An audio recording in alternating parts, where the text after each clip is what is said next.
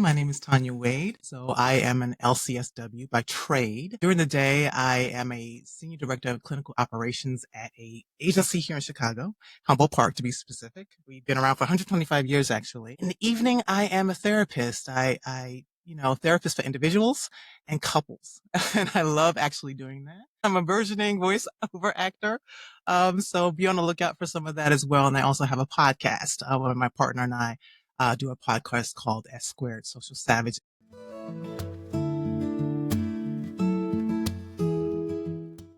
All right, welcome to the One Moment Podcast family. My name is Kevin Odom. I am a licensed clinical mental health counselor, a licensed clinical addiction specialist, and a certified clinical supervisor here in the state of North Carolina. We have a very special and amazing guest, and I'm going to let her introduce herself. I've been following her on social media. She is a very brilliant young lady. I mean, there's not enough words in the dictionary that I can even come up with to describe her character, to describe her intelligence. She is just just an amazing, phenomenal, and nobody gets the P word, rarely. But she is a phenomenal young lady. And so I had the privilege of finally, talking to her officially yesterday rather than just following and commenting on each other's stuff. With all due respect, I'm going to let her introduce herself, and then Mr. Trev is right behind her.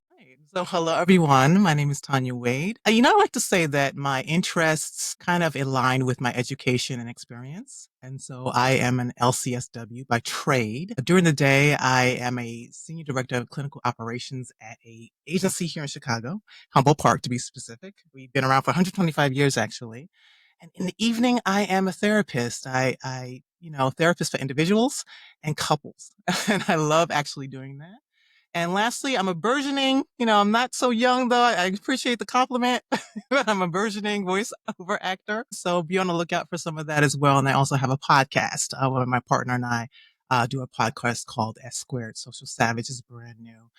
But it's a pleasure being here with the both of you today. Thank you.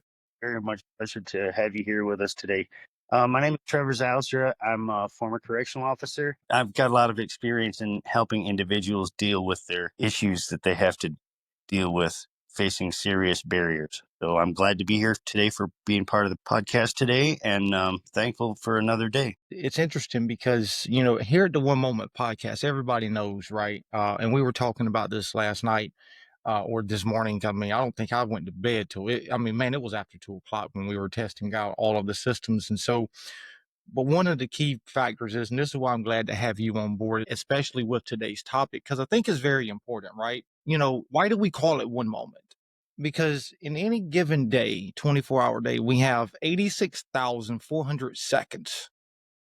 And so in our philosophy, we have 86,400 moments to make a decision. And so I would like for you to open the floor up today and kind of see where it's going to go and bring your expertise. Interestingly enough, I think all of us, this particular topic we're going to talk about today, all of us experience, and that is boundaries. Sometimes I think boundaries are a difficult thing for a lot of people, whether they have difficulty asserting their boundaries, some people push boundaries, that type of thing. And I think we all go through it in some capacity, even for ourselves. We're not talking about other people sometimes, we're not talking about physical boundaries, but even boundaries for ourselves. I recall you just did a pod maybe a few weeks ago, Kevin, about social media, right? And how social media is just how it impacts us all. And I think with the uprising of social media and just the way we have complete access to one another 24 hours, 7 days a week, it even makes it harder when we're in this work hybrid kind of office hybrid kind of environment. Everything's accessible 24 hours a day. So boundaries are just very important. I wanted to talk through that a little bit today. I think you're definitely right. Boundaries is very important. I mean, when we look at everything that we have going on in a fast evolving world, right? Like, yes, I am of the theory that, when we look at the theory of evolution, Charles Darwin was right when he theorized about the theory of survival. It's an ever evolving world, it's ever adapting. And so we have to continue to change and adapt. But yet, I think there's also, as you said, there's boundaries, whether it be social media, whether it be employment, whether it be family, whether it be like, there's so many types of boundaries and situations that we have to have today in order for our own mental health and our own mental well-being. About protecting our peace. I like to liken it to, say, for example, see yourself as a house with a lawn. And I don't know if you ever think about corner lots. Anybody ever live on a corner lot at all? If you think about it, everything happens on the corner lot. It does. People walk across your lawn. People don't curb their dogs. All sorts of things happen on it. People just come onto your property. So what do? You build a fence with a gate. And the gate is not to keep people out, it's to protect your area, to protect your land and your peace. Sometimes those fences actually turn into moats and brick walls, but we'll get there, right? But think about boundaries in that way. I always think about, you're not keeping people out. You're just figuring out who you're allowing in. What that points out to me is that what you're describing is establishing barriers or boundaries so that they get the sense of security. Yeah. And so I think it's interesting how you said that. Yes, it's like the prime real estate. Well, you don't have prime real estate to me all the time. We talk about how you talk about the gate and the fence and everything else in this corner lot. You're not always going to have access to me. And I think also when we think about, in our profession, Kevin, too, we talk about participants or clients and how I think they have an idea that they should have access to us. They want to know us. Is a fiduciary relationship where we have some of the power and we're doing a lot of talking. We're receiving a lot of information. We don't give a lot of information necessarily. We have to put that boundary into place because everything's finite. When you're in the room with me, you have my 100% attention. You have that access to me. But then outside of that, I need to put up some kind of boundary for that. You're 100% right. And there's been so many times where I've had patients who have asked me to be their mentor, to be their sponsor, to be their, depending on the agency and where I'm at, they've asked me to be their personal therapist. And so it is learning to set those boundaries, right? Even as a therapist, but yet, I think patients also, I think it's really teaching them the basics of boundaries. I know I spoke about this yesterday briefly, but I help people understand, when we get on the conversation about boundaries, there's three facets to having boundaries. And those three facets is I always ask them, whose job is it to build the boundary? Whose job is it to break the boundary? Whose job is it to maintain the boundary? And I am surprised to actually see how many people think it's their job for all three, or think it's somebody else's job for all three, or what have you. And it's like, no, it's your job to build it, maintain it, and it's their job to break it. And so, and the reason I say that, I know when we're young and having fun, we get these fast cars, especially guys, right? So we get these fast cars, Wait, women like fast cars too. okay, okay, I love it then. And so the law says, not to speed, but yet, here we go getting speeding tickets, right? Because we enjoy the thrill, right? And the same thing with touching a hot stove when we're 2, 3 years old. Mother says don't touch the hot stove, yet we touch it, right? And so I mean, man, there's so many videos that I see on social media, people doing wheelies on motorcycles and four-wheelers, and they're riding it down the interstates. And I'm like, even myself, right? I'm like, man, I'd love to get a motorcycle and do that. Law says you're not supposed to do that. You're not supposed to do that on the highway, but yet people are still doing it and they're having fun. And so, I think it's our natural rebellion to break boundaries, and it's learning to curb that. It is learning to definitely curb that. So yeah. That's a dual side of it, because in order to set boundaries for yourself, you have to develop relationships with other people to establish your boundaries that you expect to be engaged in. Um, and there's so much with the trust issue that sometimes it can make things really complicated. I was thinking about a boundary that I should have known when I was 12 years old about riding my bicycle with no hands. So the funny looking tooth that I have is what happened was I even waved to the guy that was at the store. I was down the second hill and I looked up and I waved at him, and the next thing I know, I turned and looked, and then I didn't keep the boundaries of leaving my hands on the handlebars. Wow, right onto the pavement with my face. And so some of the consequences of these boundaries that need to be either obeyed by yourself, or not necessarily obeyed, but applied to have the developed relationship with other people. It's really important to remember that there are certain things that you need to adhere to so that you're in a respectful way to either others or your own self. Otherwise, you can get injured. And that was a perfect example of it. Yeah, it goes back to I think the thrill seeking that you were talking about, Kevin, as well. I think for our brains, right, evolutionary and the brain, everything else, we're hardwired for certain things. We're hardwired for influence as well, right? So we want to be able to, when we talk about the tribalistic ways that we think about things back at evolutionary times back then, it's really about who was the most powerful, how are we going to eat tomorrow, kind of thing. And I have to assert my particular power over you in order to get us fed and watered and things like that. I think there's also the reward system you talked about, like, oh, the thrill is here. Oh my gosh, I'm getting something out of this. I'm going to push a little bit more. This is great. I mean, we talk about what we do to our bodies sometimes, people who, and that's a different kind of, I think, dopamine and everything else is going through it when you're jumping off of mountains or jumping off of something. It's like, oh my gosh, I'm pushing the boundaries of what human beings are supposed to do. So there's some thrill seeking. There's also some evolutionary things here that work into it as well. Both of you are sharing exactly what research shows as far as whether it be the dopamine system or the neurochemicals that run through our system, and to the physical boundaries and even to the evolutionary pieces of human development, right?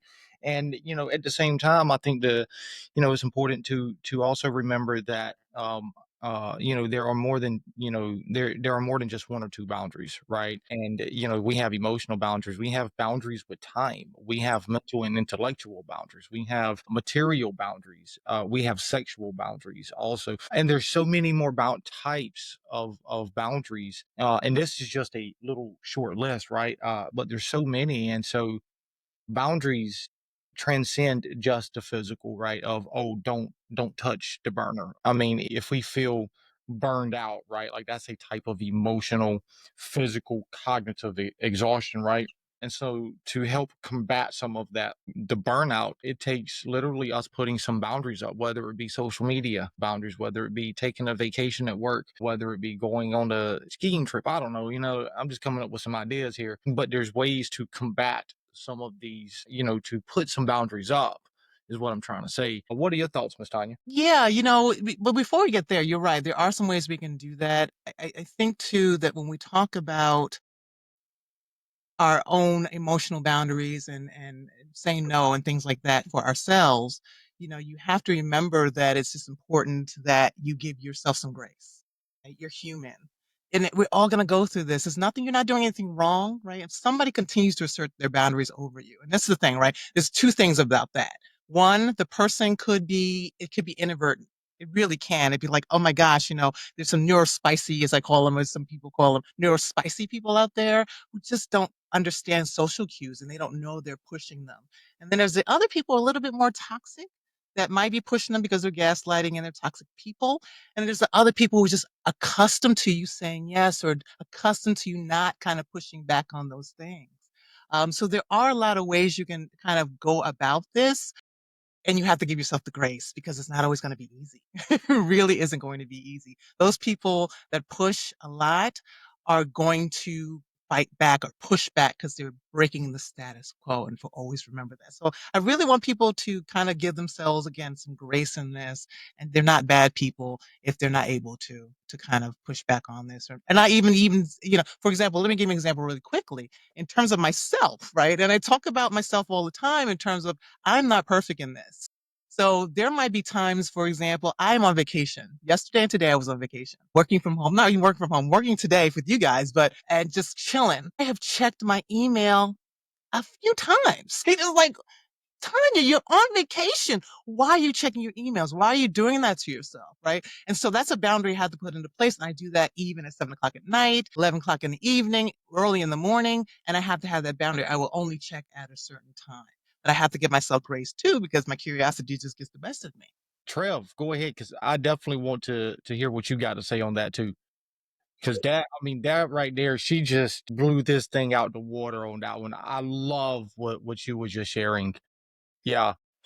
Personal boundaries are a really important thing because unless unless you develop some of them in a good aspect or develop them in a bad aspect, it can have a major impact on your life and how you pursue what progress you're going to make, positive way or a negative way. So it's really important to the ideation of self boundaries that are set so that you can progress forward in a good way.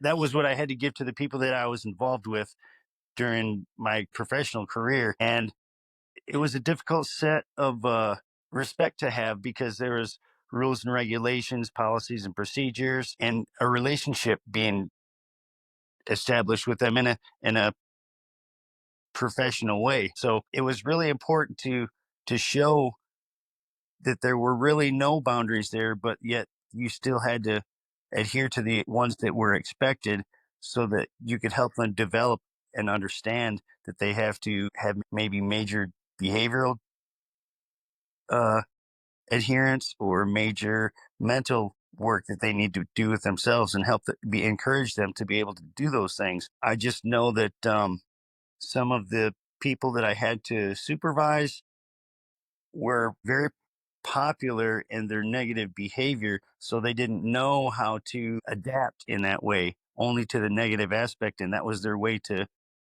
break the barriers of a social interaction with people. And that because they were conditioned to believe that in their own selves, that it was a difficult task to help them break out of those set of circumstances, especially in a confined area. So it's a lot of work, especially when dealing with those types of situations and places. Yeah, it's interesting y'all both bring those things up. As y'all were talking, I was sitting here thinking about some of my experiences, as a clinical supervisor, right? There's been so many things that when I first became a clinical supervisor, I was clinically supervising for this one entity, and I'm not going to name any names. I definitely don't want to get sued, okay?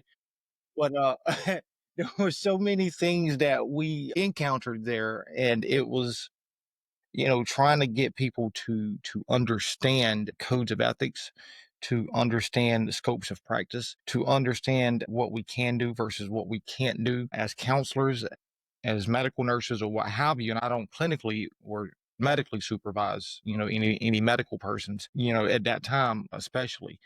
I was their administrative supervisor. So I was, they were teaching me scopes of practice for them, the medical people that I was over. But there were so many things that we encountered during that time where you had people that were trying to argue the fact of, oh, well, we're going to give out food to the patients. Like we're going to heat it up. Like they would buy food, give it to the patients, heat it up. And I'm like, I'm like, whoa, like, and so when you try to set those boundaries, right, as you were saying, as both of you were saying, when, the more I fought, right, the harder I fought, the more that resistance kept building. And so it literally took, a gauntlet basically of smashing that boundary and saying, no, like you're going to lose your license if you keep doing this because I might have to report you. This, a person you can, accidentally harm somebody, right? And so it was literally, trying to get people to understand. And so I took many routes of getting them to understand the importance of having those boundaries, right? And it was from an educational perspective, it was from an administrative perspective, it was sitting down with them and going over, hey, these are the policies, these are the rules, right? And the same thing even with teaching patients, right? Like when people can live in a domestic violence type of relationship. And I've seen it more so with women than what I have with men. Now it still happens with men, right? But there's been so many situations where I have literally sat down with individuals who have experienced domestic violence, and it's helping them to understand boundaries, teach them boundaries, helping them to understand the cycle of domestic violence, the cycle of any type of boundary building, and even all the way down to helping families, because addiction is my specialty, and so I do a lot of work with families, and so it's helping families to even understand the importance of boundaries. And I get asked a lot, well, what do I need to do? Well, I can't tell you what to do, but I can only encourage. This is my encouragement. I say encouragement because I don't give suggestions. And so I teach families, where, how to build boundaries, what they could look like, how they can be different from one situation to the next. And so both of you are really right. I think it's, anytime boundaries are set, that resistance goes sky high because people are trying to break it every single time. Like it's natural, right? And you see, it doesn't matter. I see it in my own life. Like you said, trying to put that boundary on social media, trying to put that boundary on email checking. As soon as I wake up, I'm like, let me see, uh, let me check the subscriber count, right? Yeah, yeah, yeah. I think in some ways we've been conditioned though. We think about it, we've been conditioned. I mean, algorithm and everything else. It's very addictive, social media per se. It's very addictive. We've been socially conditioned, but so have you talking about domestic violence, right? And I'm certified in that as well. Is that, we talk about that for a very long time, women were second class citizens. They didn't have rights for a very long time. The men lorded over the women. There's a lot of laws that were on the books that were against women asserting themselves in that kind of way. And so it kind of goes throughout society and cultural differences and things like that. And women in domestic violence situations, it's not always safe to assert a boundary. It's not always safe. The worst time for a woman when they're getting ready to leave. It's the most threatening and most dangerous time for women when they're getting ready to leave. So think about it. They're not going to be asserting boundaries because they're trying to survive. There might be a lot of fawning behavior, right? When we talk about the different types of ways we kind of adapt to crisis and threats is kind of fawning. Oh, it's okay. No, I'll just do it. It'll be okay. That type of thing, and trying to appease the person that's aggressing us or for someone who's kind of breaking those boundaries. So a lot of it goes against, I think, what we talk about the social constructs of male and female or gendered, or even we talk about the LGBTQ plus community, all the different types of marginalized communities. That's hard. The disabled, those who are disabled, what have you, they have a difficult time because they're not seen as a full human being, a full person a lot of times, unfortunately. And we can do whatever we want to. They're going to do it because we're going to tell them to. Sometimes not cognitively, or just they don't have the power to just stand up for themselves, and no one's helping them in doing that unless they are. Unless they are. That was bringing something to my mind was the kind of break a barrier in the discourse here with the ideation of deal with people that may not be conducive to the regular man or woman, however they feel that they are. That's a definite barrier that's in the front of our social system that is openly to be broken down, because traditionally and culturally, religiously, spiritually, emotionally, those things are being fought by people that really don't understand or how to feel the way that they feel about their own selves. And that's a really complex set of feelings, whether you're actually able to break the barrier of care in whatever way you need it. Some people aren't mentally prepared to deal with those types of barriers, especially when it deals with how they can feel about their own selves. So it's, to me, it's more humanistic. I just hope that we conceive the notion of helping everyone from the human perspective instead of labeling them as this or that or the other. Hey, this human needs some help with this situation that they're having to go through. Let's get them the help that they need, or be of some kind of assistance to help guide their way that way. And that's a really complex thing, but it's something that's definitely needs to be addressed in our modern world. I'm talking about on a global scope of it. And don't get me wrong. I mean, I think a lot of people, when we talk about those who, and that's just one category of folks, right? People who are marginalized. Heck, they do. I'm going to use nonverbal cues to let you know that something's not right. And you better pay attention, right? Or somebody has to advocate for them. They don't want you to do that. So stop doing that. So for example, let me give you an example. Another example. I had I had my dad, he's deceased at this point, had a friend who was a gentleman who used to work with him at work. And he used to come over to the house and we called him uncle. And he wasn't our uncle. He was my dad's friend. Every time, without fail, he came to the house, he'd ask me for a hug. Come on, give your uncle a hug.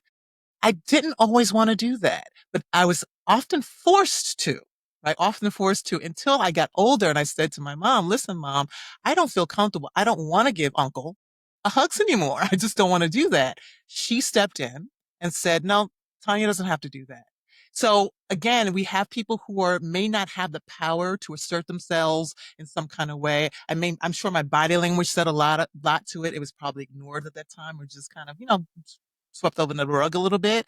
But there are a few of us who might recognize the cues that someone's giving and stand up and say, you know what, no, you don't have to do that. It's okay. And give the person permission to say no. You said a lot of what I was going to speak on. There's so many reasons, and this is what I found.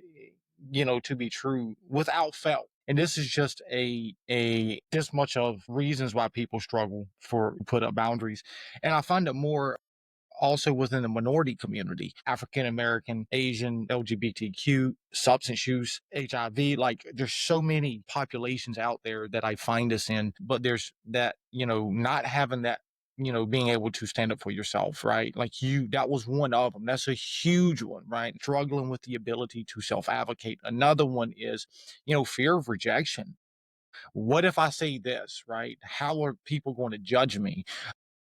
There's another one is guilt tripping. I don't want to guilt trip somebody, and I also don't want to be guilt tripped.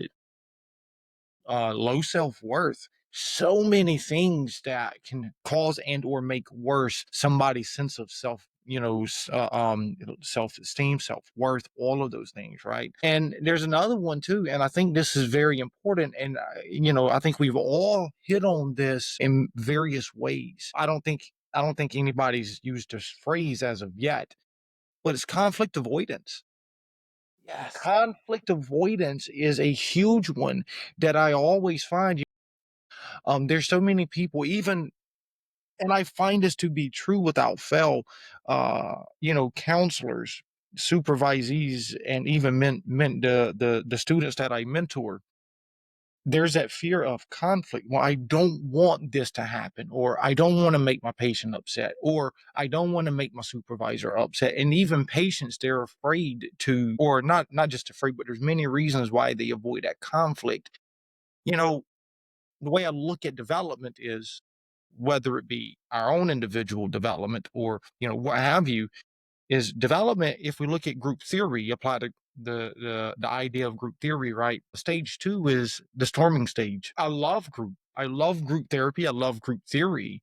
We all go through, we all have to experience conflict of some sort, personally, interpersonally, or whichever one. I always get the two mixed up.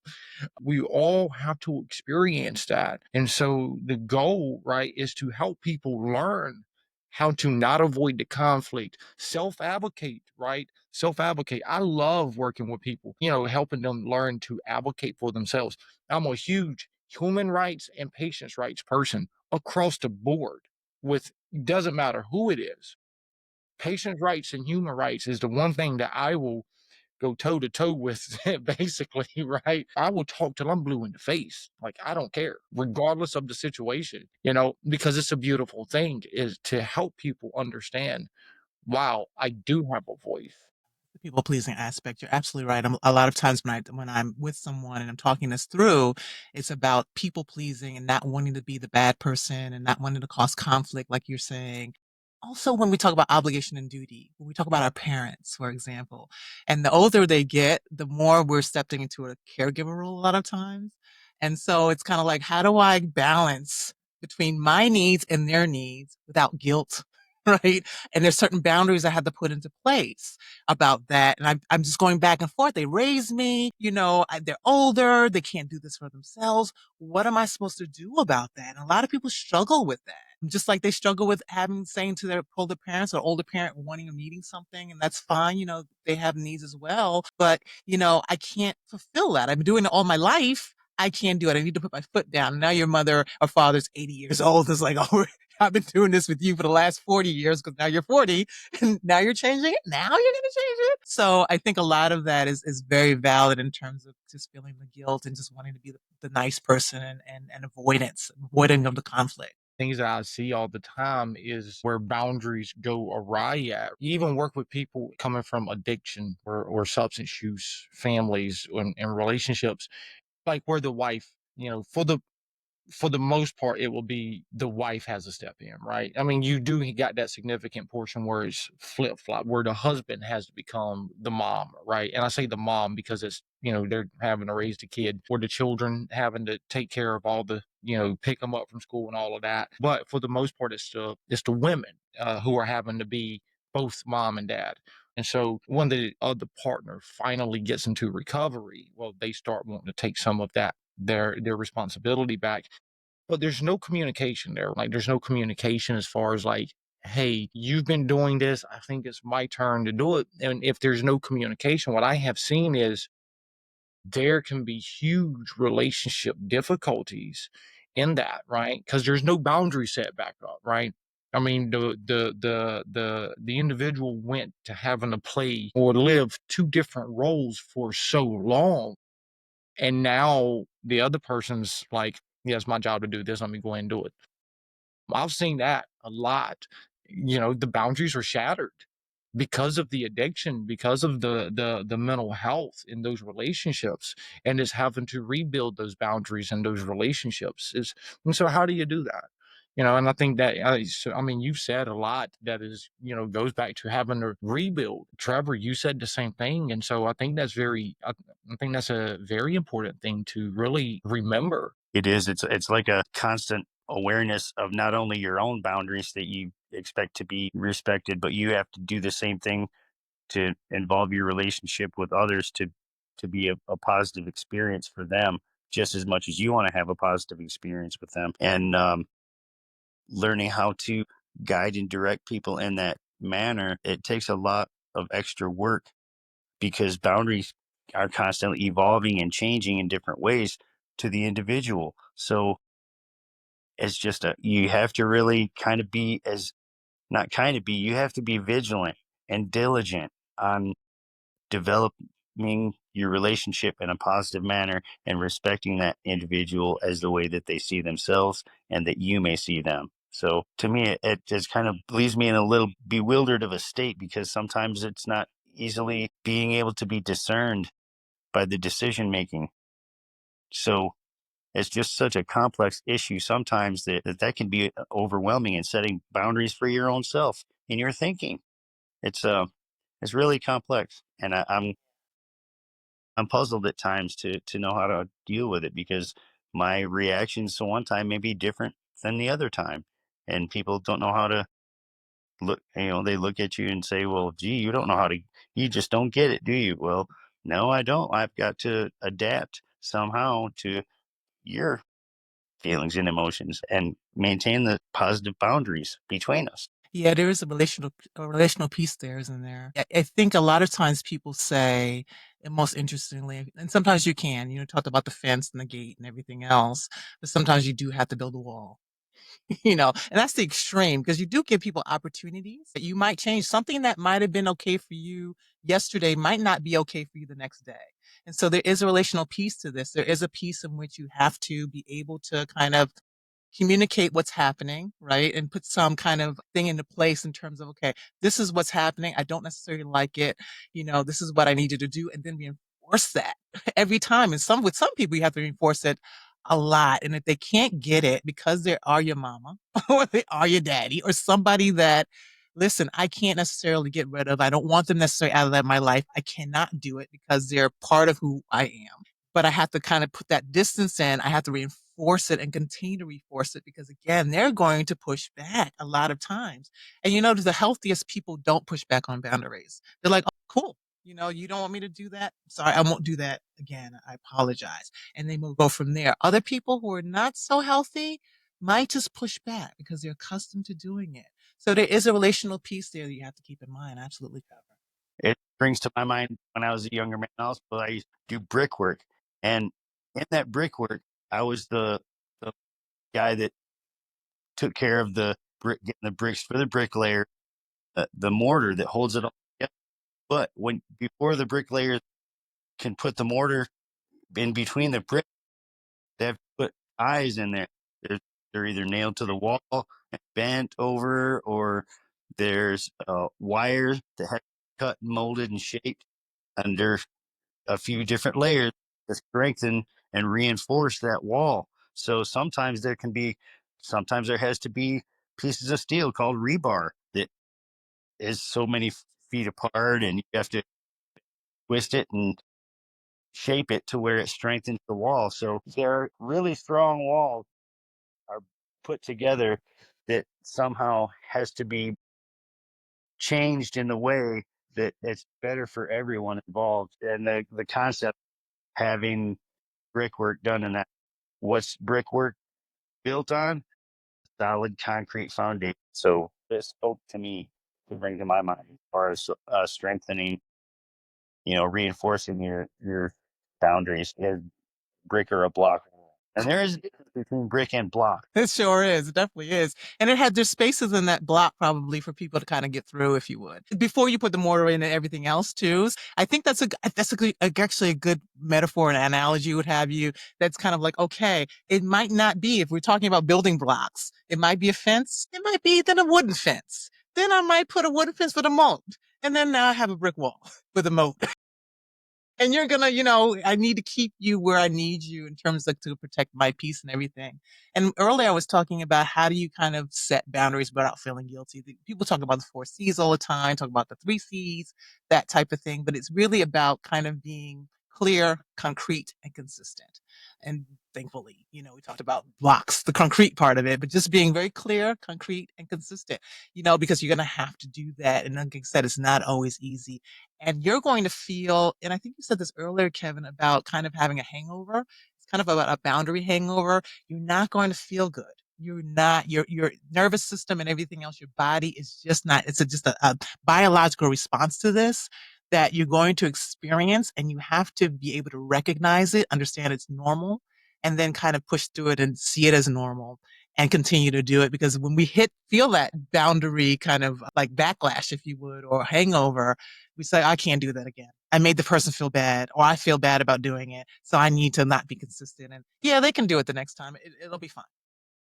So you really have to push through that. I'm glad you bring that up, because there is that biological or physical chemical response, and part of that too is boundary setting and having it respected. That's where our prefrontal cortex comes into play. There's a rational decision making part which takes over.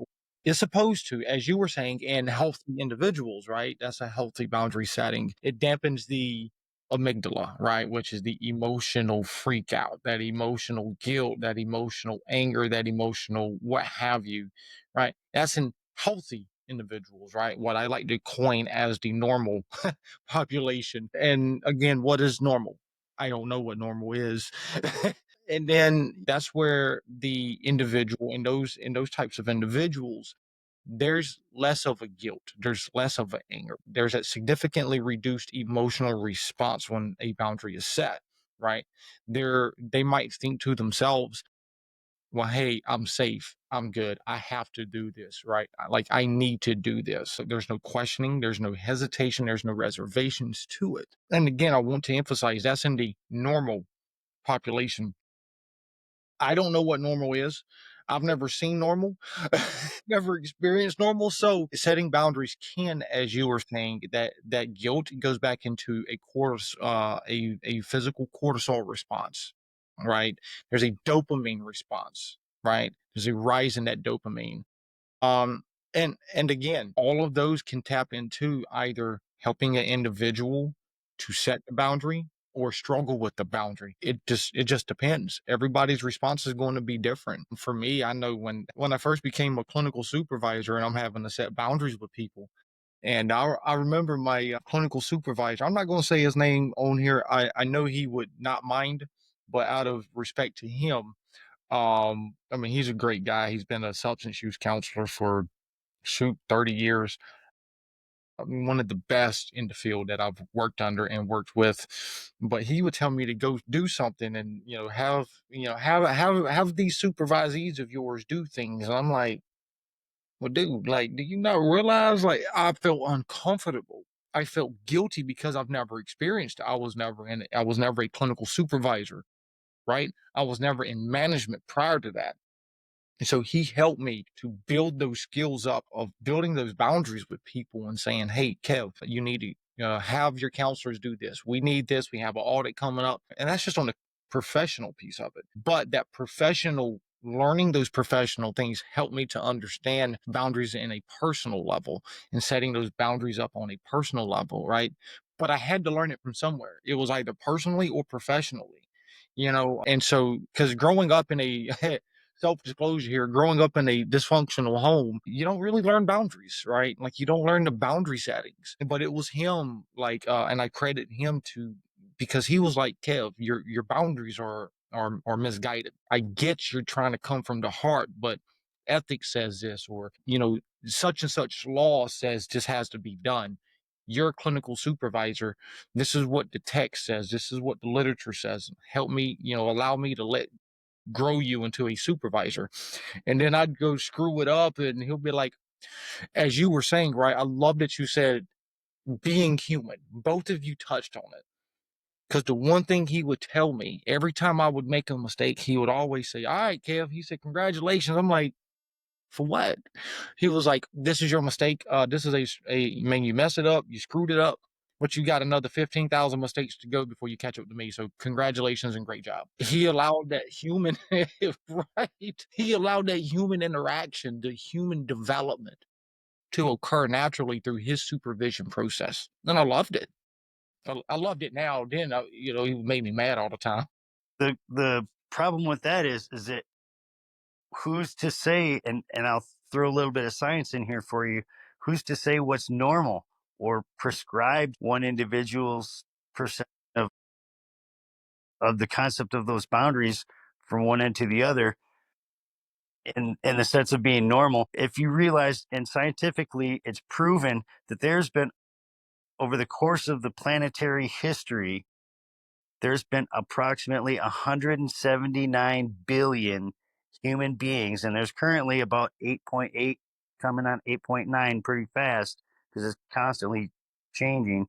But in the course of the planet, there's been about 179 billion people approximately. So each one of those people can't necessarily say that this is the set of boundaries that you have to adhere to, or you're going to be disqualified as one that's against it. It's a seriously, historically, realistically, a set of circumstances that has to be worked between each individual human being.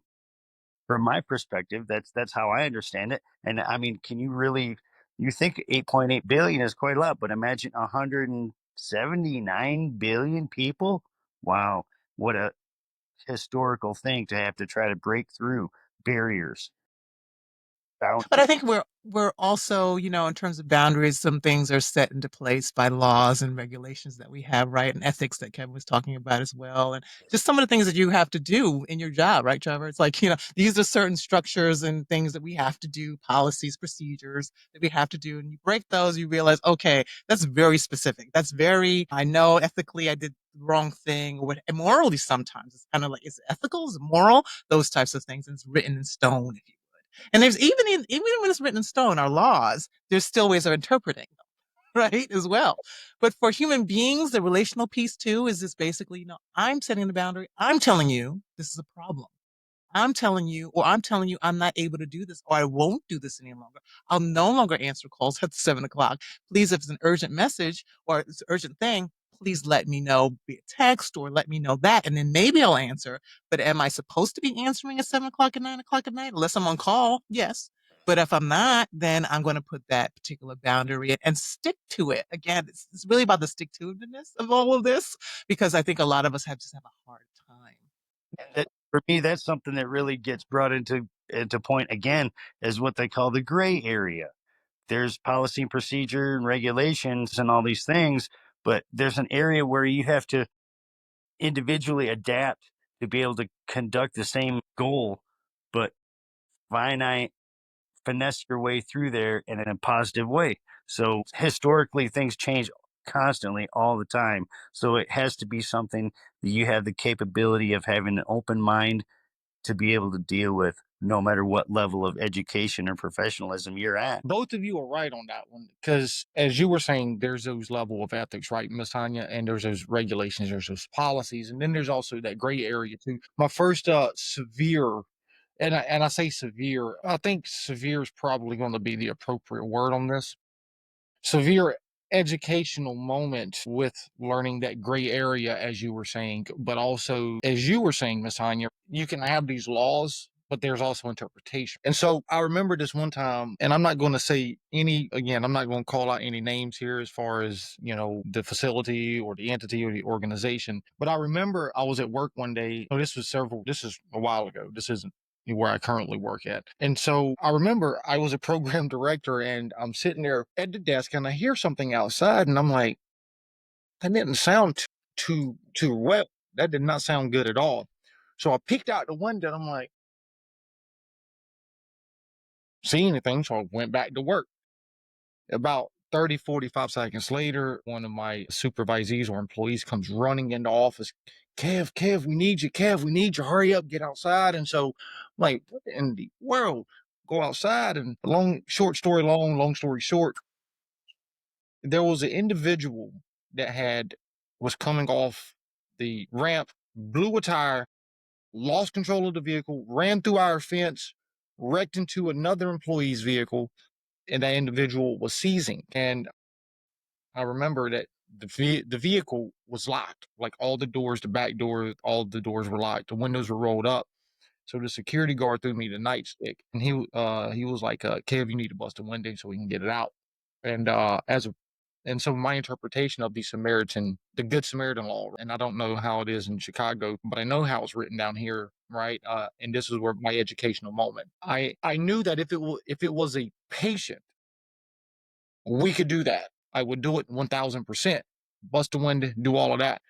Well, the individual wasn't the individual who was, in our facility. None of that, right? I didn't know the individual. And so I froze because I'm like, and the first thing I questioned myself, I said, I don't want to get sued. If we harm anything, I don't want to be sued. That was my first thought and I just repeated that thought. Like, you do this, you do anything wrong, you're going to be sued. You do this, you do anything wrong, you're going to be sued. You harm, you're going to be sued. You harm, like, I could not get that thought. Like I say, I knew that if it was an individual that was enrolled in our program, 1000% were covered by law, right? But in that moment, I didn't understand that that's a Good Samaritan law extended out to any individual. So I froze. Somebody else busted the window. They were like, I don't care, let us get sued. And so I learned in that moment. Now, once he busted the window, I'm like, all right, cool. Like, listen, if we get sued, I got your back, brother. Don't even worry about it. But, we both jumped in and, helped undo the seatbelt, got her laid down. We got everything cleared out. I took control of the situation. Employees do what they had to do.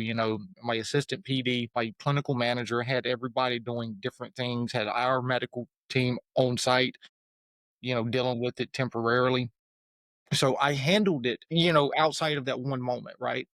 But I learned after the fact with my regional director, and it was just this educational piece. Kev, that Good Samaritan law extends more than just to the people that you serve. That's in your program. It serves to anything that happens on that premises. And I'm like, that'd have been good to know in that moment, and I beat myself up over that because I froze.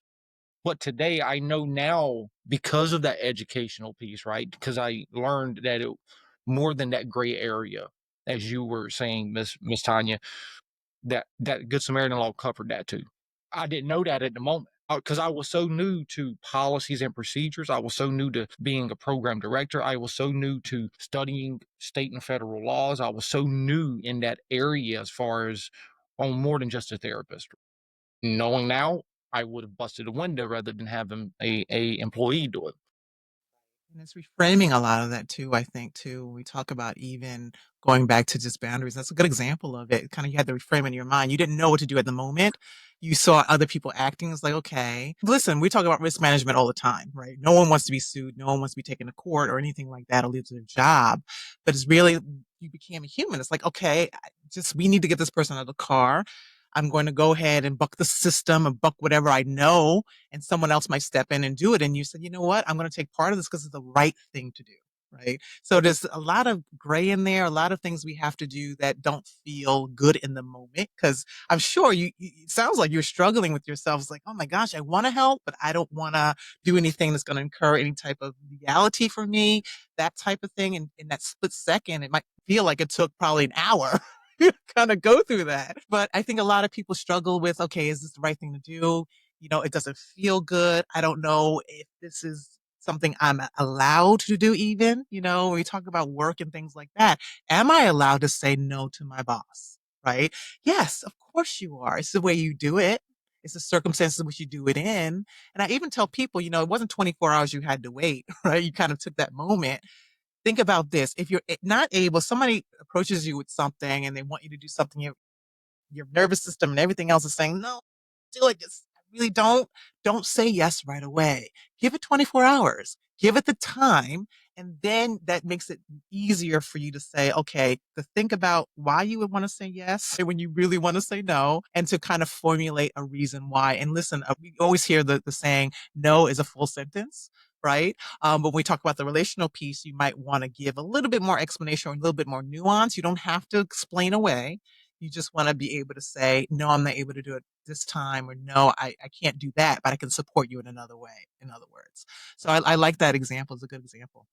I appreciate that. It's funny that you mentioned that because if I'm close to somebody, if I have to say no or something comes up, like I yesterday, so I got a great deal on the Apple computer. Everybody who knows me, I'm an Apple person. Everything Apple, except for the microphone that I'm using and the camera that I have that is still sitting over there in the box because both of my cameras do 4K.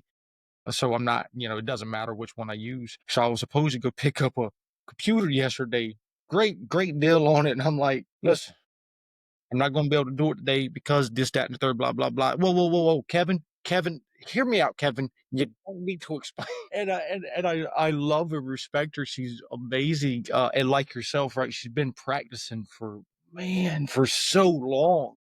And so even as a professional and as a personal, on a personal level, I continue to learn about boundaries. Even as a therapist, I teach boundaries, but I continue to learn from people like yourself, from people who's been in the field significantly longer than I do. Why? Because you've got more experience working with relationships than I got. I learned boundaries from Trevor, when, especially coming from his perspective, because he worked in a different form of the healthcare system. Right. So, there's always those gray areas, those white and black areas. And so now I'm grateful for my experiences and the people who has walked this path before me, personally and professionally. Like everybody, teaches me how to advocate for myself, but also how to advocate for those who feel like they don't have a voice. As a person, and it's interesting, when we talk about what we're talking about, the three of us, right? I'm a black, queer, middle-aged cis woman, right? And so I think that there's a lot of portion of your audience probably that feels like, okay, how do I take my power back? How do I am I able to kind of assert myself in this way? And there's a difference between being assertive and being aggressive. And I think, a lot of us feel like, in order for me to not to this to happen, I need to be aggressive. Sometimes you do, when we talk about physical boundaries for women. And I think you've seen this. I think it's all over TikTok and social media about people that video or record someone, and it's usually a male, fortunately, who is really aggressive towards a woman. Sometimes the physical boundaries are not there. What do I do in that situation? It's so hard. It's like, why can't people take no for an answer? Why can't I just move through this? Is it because of these and some of the marginalization we talked about earlier? So I think that's important too. And I think it's really important for people who have the power, who are perceived to have the power, to step up and step in and advocate as well. We can self-advocate, but it's really about, okay, what are the men doing? Like, for example, we talk about that, right? What are we teaching our boys? Are we teaching people? You talked about this earlier, Kevin, in terms of your family. You didn't necessarily learn it. The boundaries are pretty diffuse. Right? It's like, oh my gosh, I don't not believe this. But who's teaching it and who's reinforcing it on behalf of others? And that's where that advocacy comes in as well. Along the lines, it doesn't matter who you are. I mean, I can be older, I can be more experienced, if you would, or what have you. I might still need someone to step in and say, on top of what I'm saying, like, no, we're going to either change the laws or change the policies and procedures to make it a little easier for people to be able to stand up, because sometimes it is societal and systemic. I always tell people when we get to talking about boundaries, when we get to talking about change, advocacy, adaptation, all of those things, for the most part, like, especially excluding children. So this is going to be, for the most part, teenagers, but definitely all the part goes to being an adult. A lot of those processes start with me. It start with me. And if you're a child, if you're a child, I'd say even a younger teenager, those things still start with people like me, teenagers, and especially the adult population. It falls on us to teach those and to reinforce those ideas and those values and stuff like that. There's been so many folks I've lost early on in my career. I've lost so many people who were so-called friends just because I advocate. Like, that's beside the point. Like, it's not me. It's not just me on this planet, right? This whole world doesn't revolve around me. Let me help people advocate and let me advocate for people. I've worked with so many folks professionally and personally where I literally will, help them to understand, like, hey, you have a voice. You have more than just me. Like, I'm only here temporary, right? Like, this job can fire me today, not where I currently work yet. Okay, I haven't ran into this place. No, no, no, no. Not, I ain't speaking on that one. But I've been in places where, I'm like, hey, this job can let me go today. I'm not going to be here to speak up for you, right? Like, if they call me in the morning on the way here and they say, Kev, you're no longer needed. Boss lady, what are you going to do? Or boss man, what are you going to do? I can only do but so much. You, as your patient's rights and human rights, you have a voice. And it's my job to help cultivate that in you. And that's really what it comes down to. It's helping to cultivate that voice that people have, and it's breaking those barriers and those boundaries. Like, I think boundaries, so we've been talking a lot about boundary setting, which is key.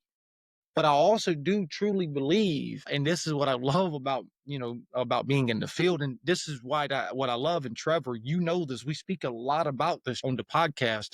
And personally, in between the episodes, boundaries I do think are also meant to be broken. Certain boundaries, many boundaries are. Look at the progress we've made in the healthcare field. We went from having no mental health to no medication to, we went from strict moral history of mental health, throwing people, locking them in jails, to look at the progress where we're at now. Is it perfect? No. We went from in the 1700s, 1800s, from having slavery, no African American rights, no women's rights, to today, people have a voice. Is it perfect? No. But look at the progress. Look at the overall progress. LGBTQs didn't have a voice in the early 1900s, 1700s, even before then. But look at today. We've made change, we've made progress, but there's boundaries to be broken. And that's the importance of this podcast, is to help break those boundaries one moment at a time, one day at a time, one episode at a time, not just here in North Carolina, not just in Chicago, not just in Colorado, but I want to do it in Dubai. I want to do it in Afghanistan. I want to do it in China, Taiwan. Like, I want to really have a global impact, because this is people like us. We're the voice for many. Yeah. Yeah, we have come a long way. True. On one hand, right? And not to get too political. Of course, we don't want to get too political, but hopefully over the next several years, we're in this together, that a lot of things that we've actually gained won't be taken away, because that's what it feels like a little bit in terms of some of the things that are happening. And you're right. I think too that people have agency, and you want to kind of put it in their own spirit and minds to kind of advocate for themselves and to create those boundaries and just kind of assert themselves in that way too. But there also has to be a psychological safety around that. Right? Even if you're not there, Kevin, right, or Trevor, you're not there. What is your agency, or what is the state, or what does some of the laws say? Because I can say so much and advocate for myself, but if the higher overreaching agency or wherever I'm working within is not giving me that space, that psychological safety to do it, I'm going to shut up, or I'm going to fawn and be like, no, no, it's okay. I can do it even though I don't want to, or what have you, or I'm not going to speak up in that kind of way. So I think it's both of those things. And yes, one moment at a time, one person at a time, but as a collective, what do we have to do to change things, to make it that people feel empowered and have the agency to stand up for themselves in a way that they won't be punished? On the aspect, what if it's a legal issue that you have to deal with? That's a huge barrier to try to accomplish, to overcome, because somehow you have to not only be your own advocate, but you still have to respect the barriers that are established by the necessarily aspected by the majority of people to be adhered to, especially when it's a person that's a judge or an officer in some way. Yeah, it's a very complex set of circumstances for each individual that they have to adapt themselves through it every time. I don't like pedaling backwards and saying about the humanity aspect of it, but it's your time just that just keeps piling on. more paperwork and regulations and policies and procedures. You got to recognize that you're not going to be able to fulfill or adhere to them all the time, and mistakes are going to happen. But those are more barriers that you have to try to overcome. I didn't mean to sidetrack in any way. That's what it spoke to me. That's significant, I think, and you're right. I mean, it's a lot of bigger issues here too. I mean, but when we talk about personal relational piece of it, again, we do have agency in some ways and we can take advantage of that. It's not hopeless. I think there's hope in a lot of this. It's a lot of time and it's a lot of breathing we all have to do collectively in terms of, okay, I'm feeling a certain way. I need to assert this or talk to someone about this or do something different. You talk about familial and generational pieces of this too. It's like, your mama and their grandmother and their mama before them did the same thing. And now I'm bucking the system in some kind of, I'm bucking the internal systems in my family even by standing up because no one in my family stood up to this person and they invite them over for Thanksgiving all the time. And they always say the same thing and I don't like it. And so, you have those people who are like, you know what, you did this for me or to me or in relation to me, but these are my children. And so that's where I can put the boundary up because now I'm speaking on behalf of someone else to put that boundary up between the person and relationship I had with them all these years that I couldn't, but now I'm definitely going to protect them in that way. So again, you do it. How do you do all of this, right? Very, very thoughtfully, giving yourself some grace because you have to be thoughtful in how you approach things. Sometimes you have to be very assertive and very clear as to what is going to be. And then again, reinforce it, keep repeating it. It's like it gets to be a broken record after a while because this person's not really listening to me. And I need to just assert that over and over again until they get it.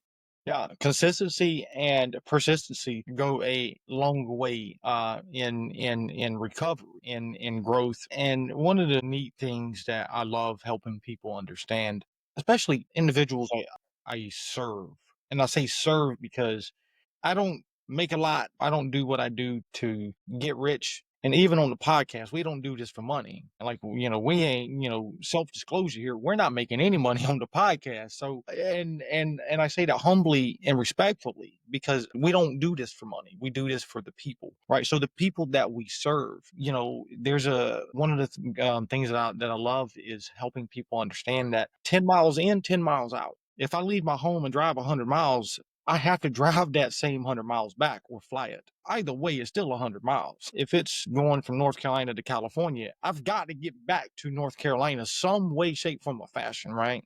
That's what, 3,000 miles, roughly, give or take. So 10 miles in the woods, 10 miles back through the woods to get out.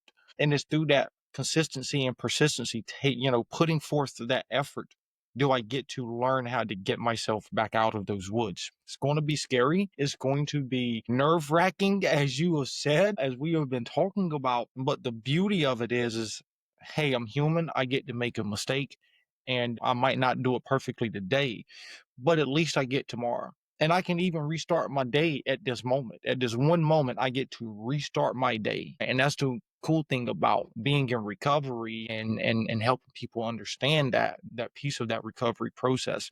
You might have messed it up 2 hours ago, but is the day over? Don't you still have time today to correct that, to learn from that? Like, just restart your day. And going from helping people understand that, like, you ought to see the light bulbs come on because it's like really, never, I didn't think about like the heads are just spinning, light bulbs come on, and it's like, Kev, I can do that. Thank you for helping me. Thank you for teaching me that. Nobody's ever said that to me before. So both of you are 100% right on what y'all were saying. And Trevor, you asked a question.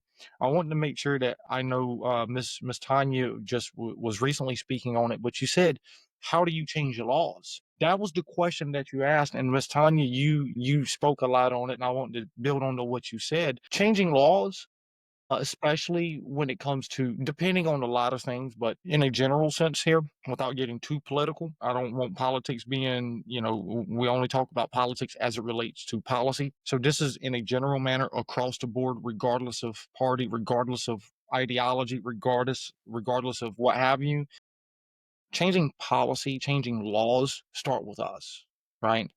We are the voice. Miss Tanya, myself, the people that we serve, through this podcast. So, like, for an example, there's a lot of countries out there that criminalize substance use, that people can't even go to a therapist and say, hey, I'm smoking pot, or hey, I'm using cocaine, or hey, I'm shooting fentanyl, without the doctor, the therapist, or psychiatrist, or what have you.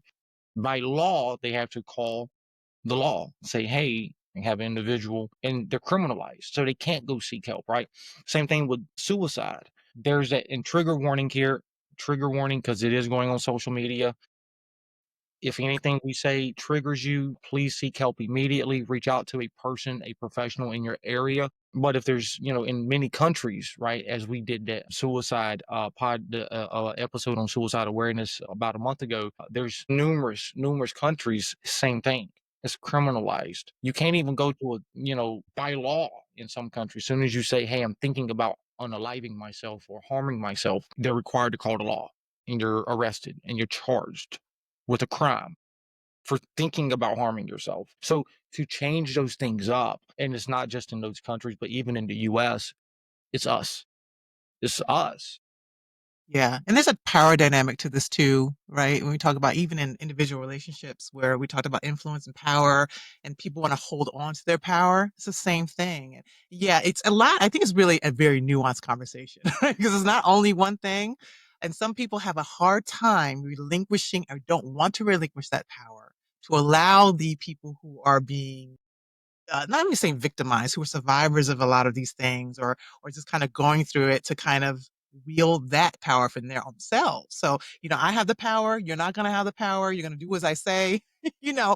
And as a person's like, okay, I do have some agency here. I want to be able to use it, right, to wield my own power and my own control and my own boundaries, even. But that boundary is there because they want to maintain the power. And there's a lot of different things that are happening, whether it's in the household, whether it's at work, whether it's in society that says, okay, you're going to stay powerful and you're going to stay down here. And we're all comfortable with that. We are comfortable with it, even though you're not. So that happens I think in our personal lives, it happens in society. And so I think we're bucking against that as well. I like the idea though of breaking barriers, of breaking boundaries too, to have the progress come along. Because I don't think about it that way either a lot of times. Well, and I think, for me, I didn't think about that for a long time either until I got to studying that same mean clinical supervisor I was telling you about that really made me mad every time he would you need to tell your people to do this. And I'm like, why you got to be all right, dude, whatever. I'm going to go do it. And, but he taught me, right. But he also taught me a lot about patients' rights and human rights, and taught me a lot about those things that, I think is missing in clinical supervision. So, yeah, we can go do a 45-hour course, but where's the patient rights and human rights come in at? Most places you only get a little sheet of paper that says this is patient's rights.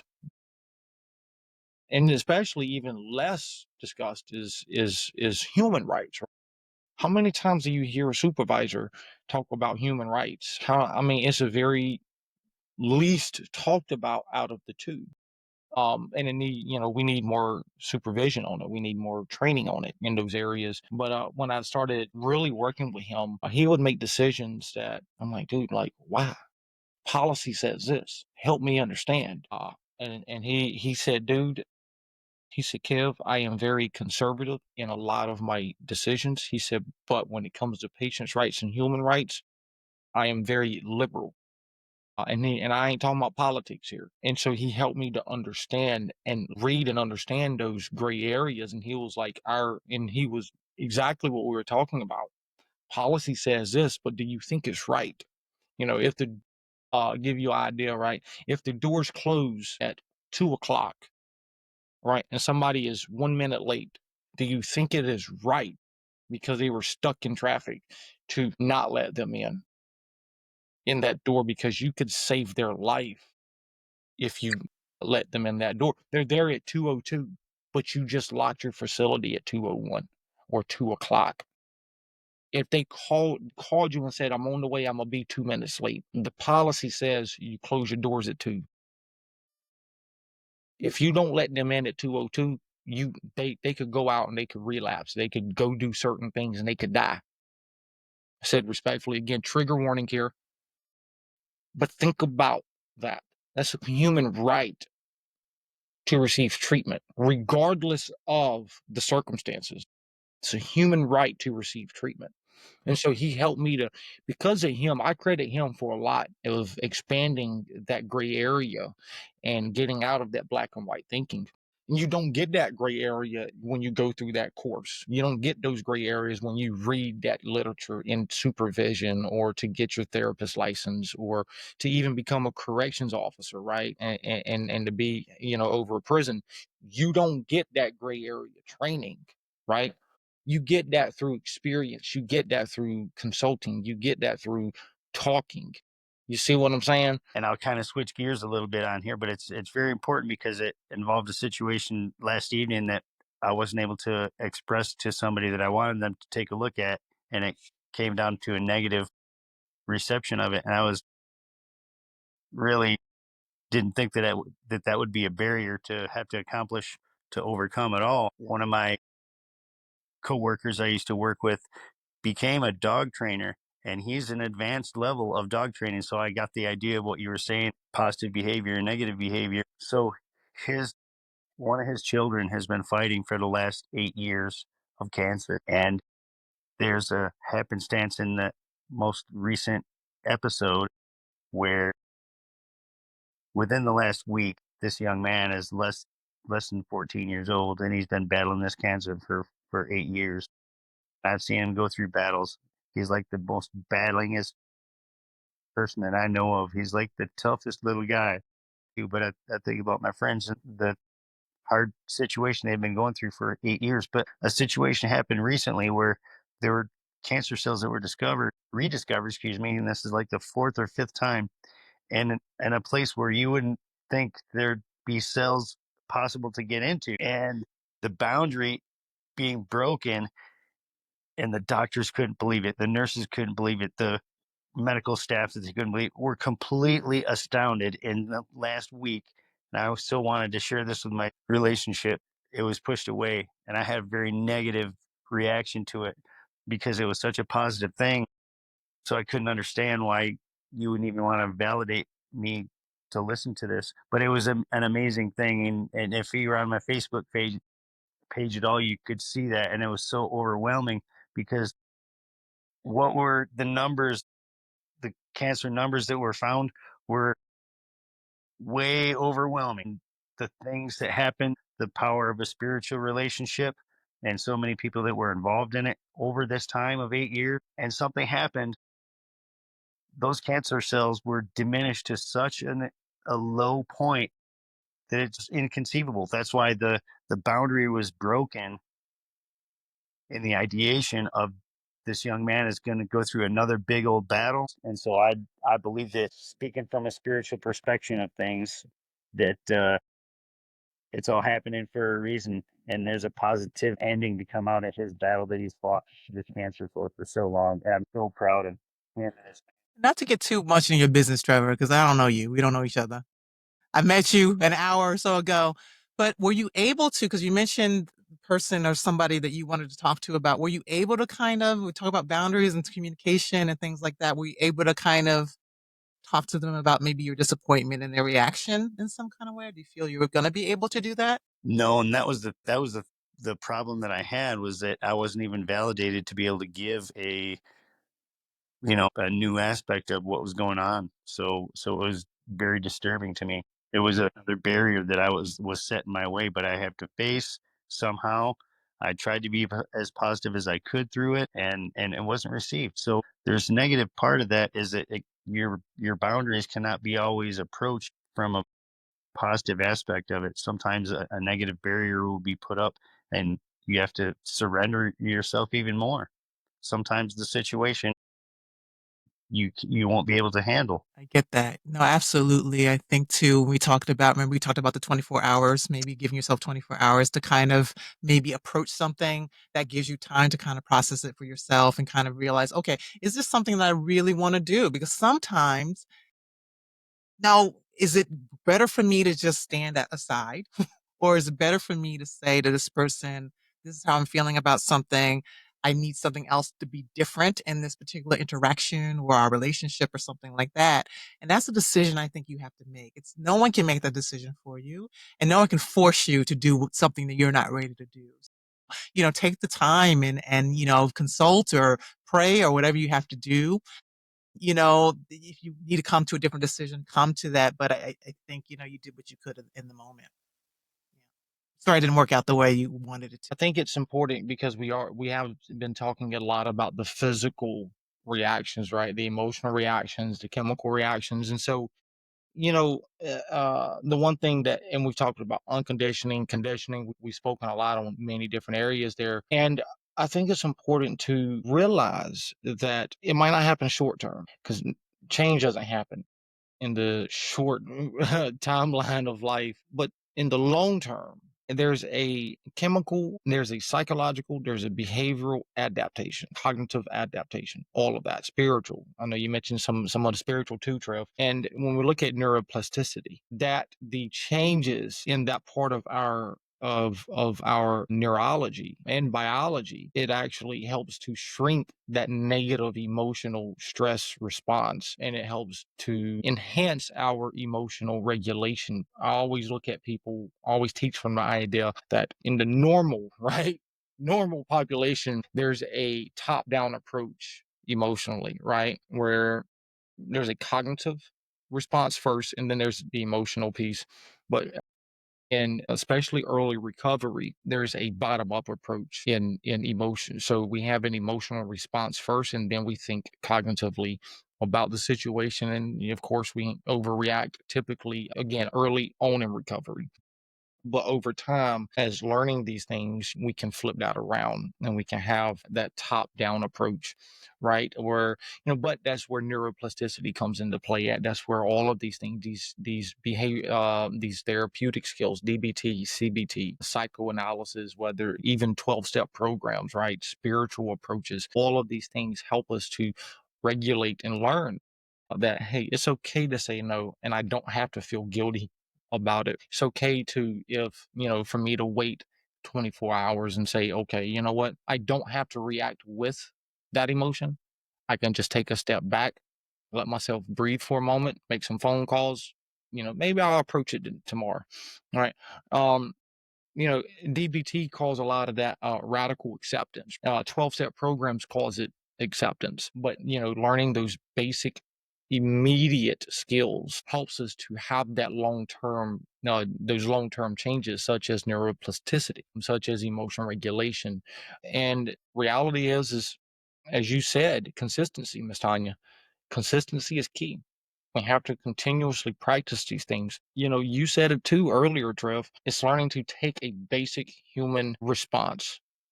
We're all human. Therefore, I am biologically wired to think. I am biologically wired to feel an emotion. I am biologically wired with all of these neurochemicals: dopamine, estrogen, testosterone. There's so many more. There's so many more. My brain can't even begin to process. But cannabinoids is another type of chemical in us. I mean, there's so many different ones. So learning these skills can help to regulate and balance out. Will it be perfect? I'm not a neuroscientist, but we do learn some skills. And that amplifies to me the KISS method, keeping it simple, silly. To me, the concepts that you're talking about, how can I even know or even understand what you're saying? Because I can understand the English language and grasping the ideations and the things that are being described in our conversation. Dribble this all down through the funnel to drop it down at the bottom of the flask, in the sense of that this is an instinct in the human condition, that instinctively for surviving, in order to be able to positively advance that survival on a continuous moment to moment basis, that you have to recognize boundaries, step back from boundaries. It's a constant evolvement of being able to do it in a positive or negative way. Hopefully that's positive, because that way you can help others to do it too. So, and I don't mean to, I'm not college educated, but these things that we're talking about and discussing, especially when you're talking about, and you guys will refer to them as clients, I call them as people. And that's, I don't know, maybe that's my amazing boundary that I'm hurtling over right now. I don't want to be perceived as I can't understand these concepts, because that's using my brain power, even though I don't have it on a piece of paper or an extensive amount of length of education achieved. It's just part of the instinctive survival mode of the human experience. My personal point of view. Well, no, you are right. Think it's important also to realize that, individuals might feel like they have a voice or might not feel like they have a voice for numerous reasons, right? And at the same time, there's no but. And at the same time, you spoke briefly on that, Miss Tanya, earlier, and I want to kind of touch base on that because this really comes into play here. But the people who push boundaries. Now, I think there's a twofold coin here because that depends on which boundary is being broken, right? Or I shouldn't say twofold, but two-sided coin here. But what does some of those characteristics look like? Well, that just all depends. On the one side, the unhealthy breaking boundary, or pushing boundaries is, those individuals might even struggle with themselves, low self-esteem, low empathy, of entitlement, right? Poor impulse control or emotional regulation or dysregulation, insecurity, right? Sense of insecurities, lack of even of awareness both with self and with others. There's even, it could be significant, moderate to significant manipulation tendencies or tactics that are used, both even with oneself and with others. And again, that's on the unhealthy side, right? Now, this is my clinical opinion and my personal opinion because we've spoken on both sides here, right? What does it look like to break boundaries, both for the good and the bad, right? If we flip that coin over, it's the complete opposite. Those characteristics are the complete opposite, right? So it's not low self-esteem, but healthy self-esteem, right? It's not manipulation that is on the negative side, right? But it's maybe being that voice to manipulate laws and policies and change in society for the good, right? There's not lack of awareness, but there's a huge awareness of, hey, there's all of these things that need to be changed. And so there's a lot of things that, I think, man, like this conversation, I am so surprised. Like, I know you said at the beginning that you were nervous, but like, I'm so surprised at all the stuff we've spoken about. Yeah. You make me feel very comfortable, you and Trevor. So, on top of that, I think you're right. Absolutely. All of the different scientific takeaways that you kind of mentioned are absolutely true. I think that sometimes our nervous systems, when we talked about the fawn and response, can override the assertiveness due to trauma, right? That's the trauma portion of it. And then we talk about even in work, we talk about the rewards that we get from working and the money that we get from working. We are in a culture of overworking a lot of times. And so that's another reason why people's boundaries might be pushed as well. And I also think that sometimes we talked about the power imbalances, of course. We talked about the manipulation, things like that. But I also think there's part of it too that people have certain attachment styles as well.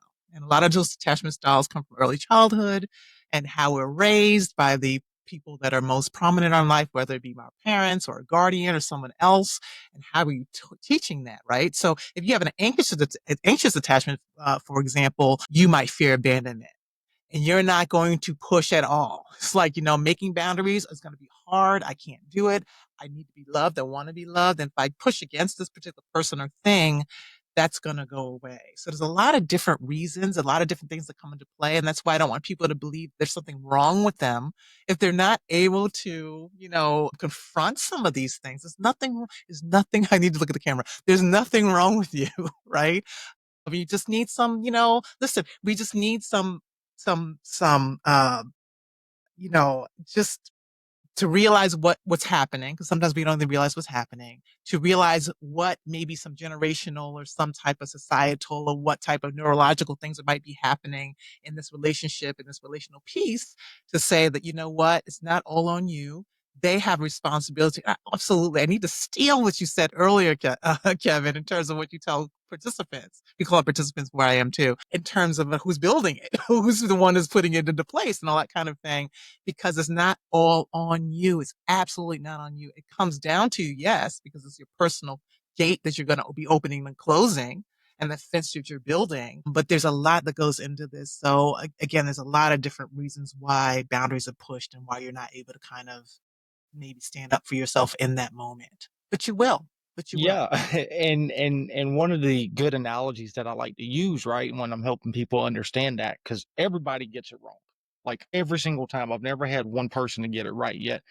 But the analogy that I use to help people understand that is if I tell Trevor, you're no longer allowed in my house, right?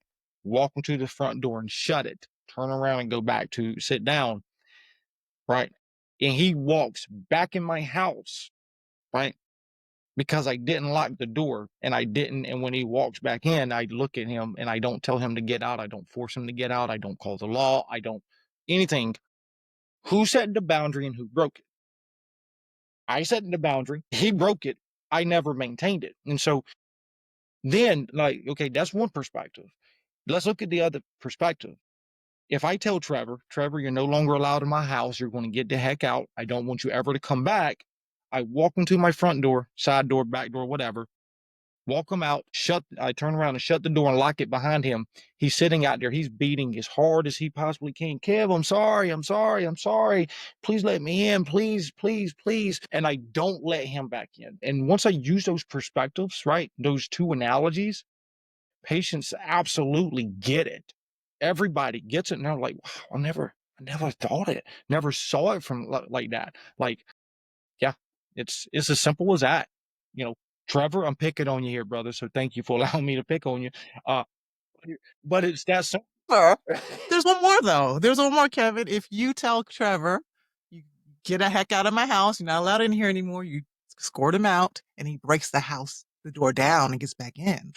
I'm just saying there's another way of, because again, sometimes we're in a society in certain situations where you don't have that power and you don't have people kind of enforcing that for you in terms of, okay, he broke in, I'll call somebody maybe, or what's going to happen then. Sometimes, not all the time. So there's a lot of nuances to this too. No, you are absolutely right.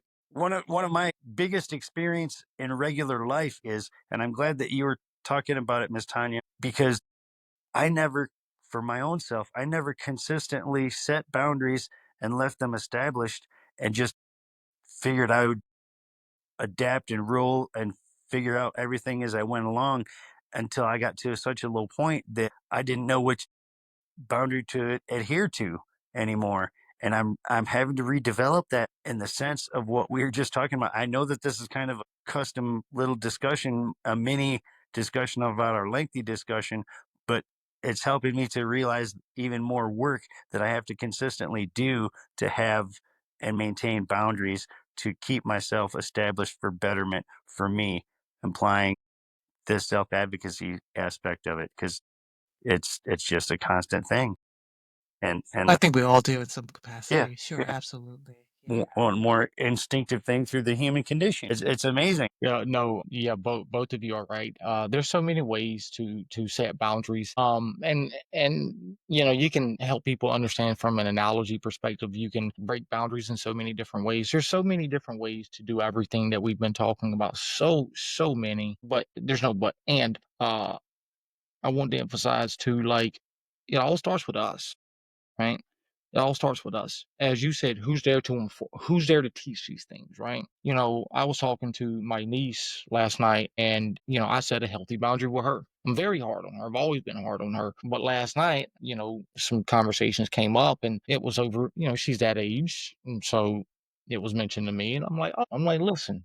And so she was like, no, no, I don't want to hear it. Not from you. You're a male. I don't, I'm like, listen, baby, listen, just for you to know, like I've talked to, I've heard it from women a lot, right? Like as a therapist, I hear this stuff, right? Like women's, stuff, and they talk to me. They feel comfortable with me, right? At the same time, you have those situations where women might not feel comfortable talking to a male, and that's cool.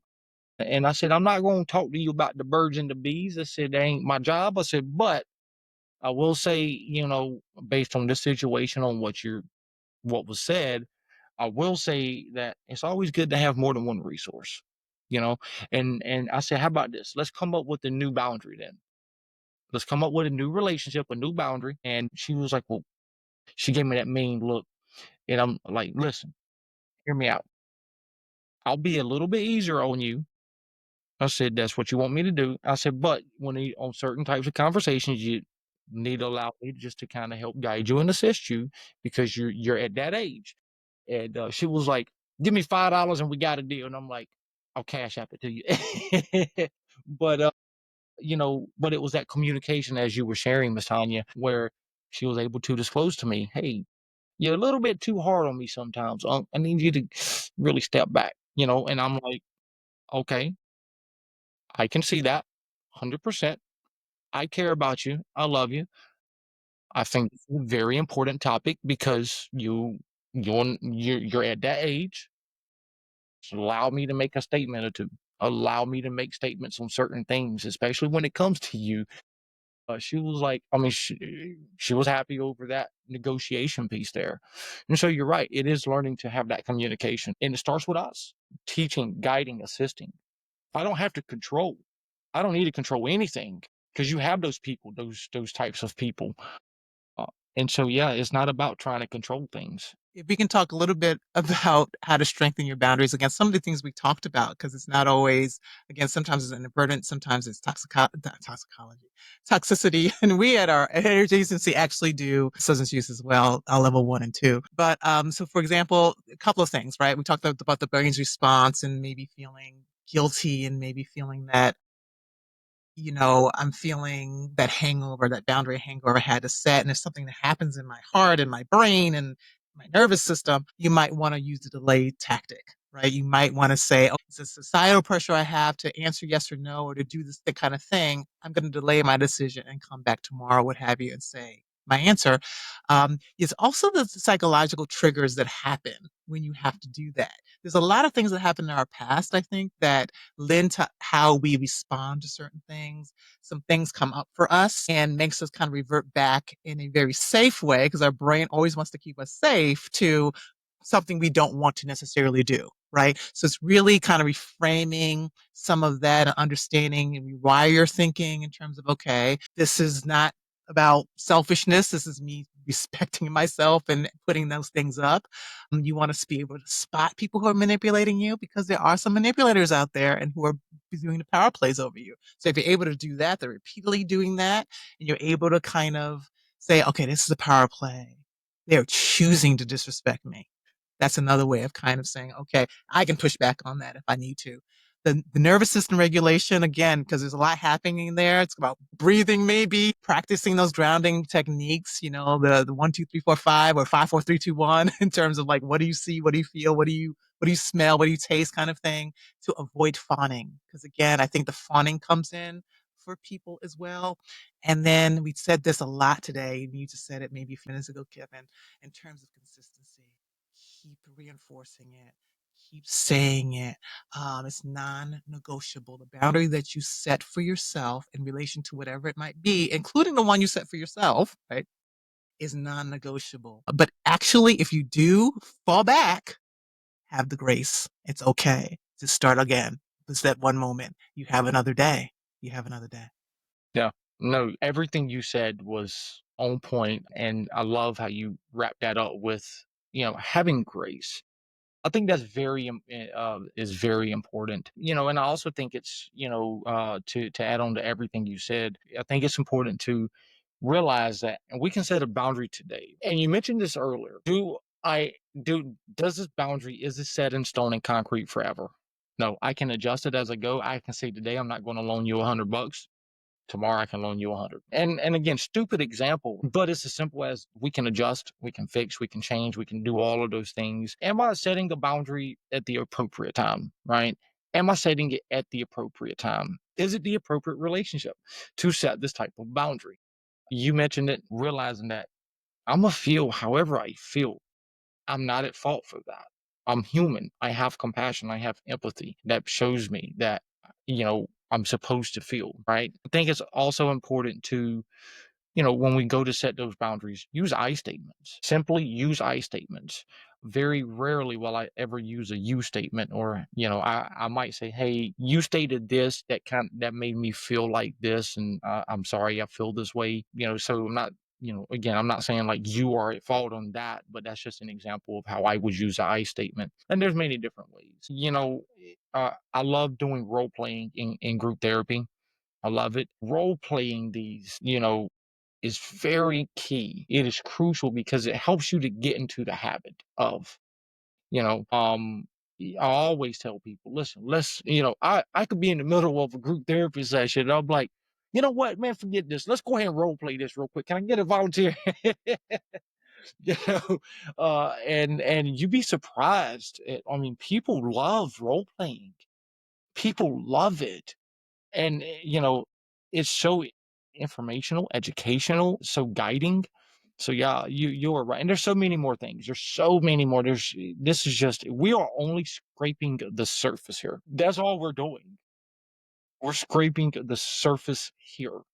There's a huge iceberg that's bigger than the Titanic and bigger than the world's largest ship right now that we ain't even touched on today's episode. What's the call to action? What do we want our people to do? What do we want people to do, Kevin? Call to action. This is going to be my encouragement. I never give suggestions, but my encouragement is if there's anything you can take away from any of these video clips, any of these from this episode today, realize that you're human. It's okay to make mistakes. It's okay to go through relationships and go through life and do things, but realizing at the same time, you're not going to be perfect. Give yourself, as you said, Miss Tanya, grace. That's my call to action. How about you, Miss Tanya? That's a good. Ooh, turn that back on me. Okay. So yeah, I think the thing is that I want people to understand really is the two B's is either boundaries or barriers. We're not talking about putting up barriers because that prevents connection. It's really about the healthy limit that you have that allows the connection, that's protecting your peace, protecting your energy. So you can be your best self and the people around you can be their best selves. So I want people to remember that. And maybe, and I don't know, on your different social media or LinkedIn or what have you, people can say, how are they going to step out and protect their peace? What boundaries do they feel that they need to kind of assert or put up to protect that peace and energy for themselves? I'd be interested to hear that. All right, Trev, your call to action. Going to be Mr. Uniqueness here. So you suggested, and we're going to go right into that word suggestion. There's some suggestions to be done here. Well, the actual definition of suggestion is a polite command. So you have to be able to jump over once again the barrier of language difference. Everything that we talked about today, everything that was talked about me specifically, everything I enveloped to my personal experiences and things that I'm going through or have gone through my entire life are an amazing thing because barriers are a consistent thing that need to be addressed in a positive way. I like with having Miss Tanya as our guest today and the expertise that she's brought with our podcast with this particular episode. It was nice to hear the expression of the just barely scratching the surface of this, but that's okay because we're scratching at it. We're breaking through a boundary. It might be a thick boundary, but guess what? We're breaking through it. And I'm just so, so thankful and grateful to have had the opportunity to make another connection with another professional person in this rare opportunity to discuss things that need to be addressed the entire population of the planet. Absolutely. And Miss Tanya, we're going to give you the final closing thoughts before we end the live. Kevin, just be good to yourselves. No, a lot of people are collectively going through difficulty and hard time right now. Lean on each other, lean on your understanding, your spirituality, whatever that might look like. Ask for help if you need it. Those types of things are very important. And I know sometimes people want to be by themselves and with themselves, which is fine. You have a whole bunch of people around you, hopefully, that can love you and support you, whatever you're going through. Boundaries are just a small scratching point. We only scratch the surface of it, but it begins with you and ends with you. And just keep it on. That's what I say through all of this.